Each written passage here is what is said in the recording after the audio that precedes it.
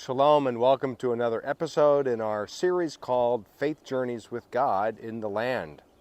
Today I'm at a place at the Dead Sea called Inbo. It's at the very southern end of this very unique body of water.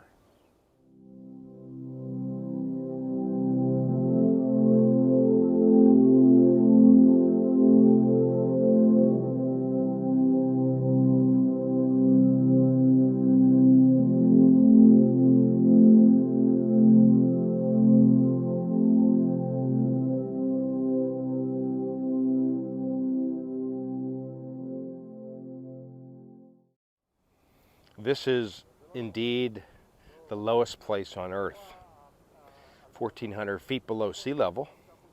And I think it's pretty safe to say that this is the most unique body of water as well. We are here along the Dead Sea shoreline at a place called Inbo. And that is my group. I'm not going in today. Been in there a few times. But this place, this resort area, the very southern end of the Dead Sea is where we typically stay a night, and our folks are about to enjoy a wild experience.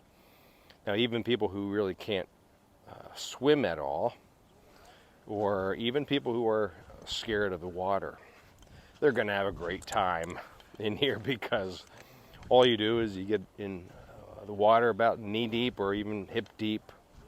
But even knee deep works. And you sort of sit back as if you're in a chair, and all of a sudden your legs pop up and you float effortlessly. It's really a remarkable experience. In fact, I'll try to get some of this on video.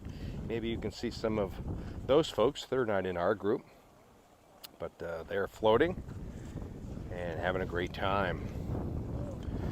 The Dead Sea is certainly a unique body of water. It's about 33% salt and mineral. Now, I already did another episode. Maybe you watched it. It's all about the Dead Sea not having an outlet and how we need an outlet in our own lives. There's an inflow, if you will, into the Dead Sea, and that's way up north. Even though the Jordan River really no longer flows into the Dead Sea, but it used to. And now the Dead Sea, because of that and because of the lack of water flowing in, other than flash floods that come from the Judean hill country, there's really no way for the level of the water to increase like the Sea of Galilee is up north. So the Dead Sea is really shrinking by about 2 or 3 feet a year. That's right. It's due to evaporation. This Dead Sea area gets, over 300 days of pure sunny days a year. Hardly any rain, of course, because of its location. So here are our folks trying to get prepared, and as they go float, they're going to be in for a wild experience. In fact, that's what our faith journey is all about. It's meant to be a wild experience, and sometimes it feels like that, doesn't it? Now, I would rather use the term maybe adventure, because as these people go in and experience the Dead Sea for the first time, what awaits them is a wild adventure, because they will not be able to sink. They'll just float without any effort. They'll float on their backs, so you can even read a paper. It's a great picture, by the way, as if you're reading a newspaper or a magazine, and there you are. And it's a lot of fun. But the kingdom life of the follower of Christ is just as adventurous. And it's one that requires trust. Now, maybe you've seen me on YouTube, or maybe you've done this yourself. You're standing there with friends around who are ready to catch you when you fall. Have you ever done that? And then you're supposed to sort of close your eyes and you lean back, and you're hoping and trusting someone's there to catch you behind you. It's sort of a neat object lesson. But here in the Dead Sea, all you do is sit back in the Dead Sea, fully trust the content of the water to keep you afloat, and all of a sudden, like I said, you pop up like a cork, and it's really effortless. It's a wild experience. The life of faith is to be a wild adventure, and it requires trust. There you go. There's a few people who are just getting in the water now, and they're trusting in the qualities of the water to keep them afloat.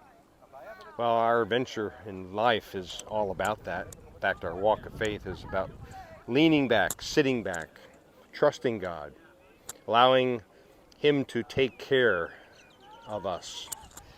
And certainly, as wild of an adventure this is, when we trust in God in all things, life does indeed become an adventure. Now, sometimes it feels as if that adventure is taking us to places where we've never been.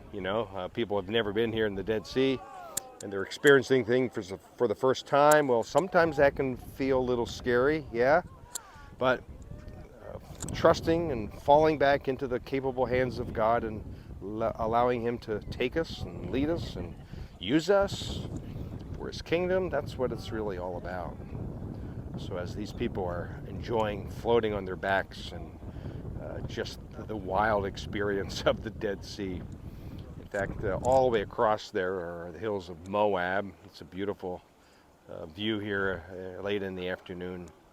But let me encourage you in your walk of faith to certainly just sit back, lean back, trust God, and allow that adventure to begin as you realize that you are well in the hands of a capable and caring and compassionate God who cares for you and who wants to use you and who will open the pathway for an exciting adventure of serving Him. So one more time of these guys floating there in the Dead Sea, and what a lot of fun that they are experiencing now. The whole idea of following Christ is a fun adventure. So I hope that's your experience today as you lean back and trust God for that next step of where He wants to take you and what He wants you to do on His behalf and on behalf of the kingdom. So be encouraged with these words here at the Dead Sea, the lowest place on earth. And until next time, shalom.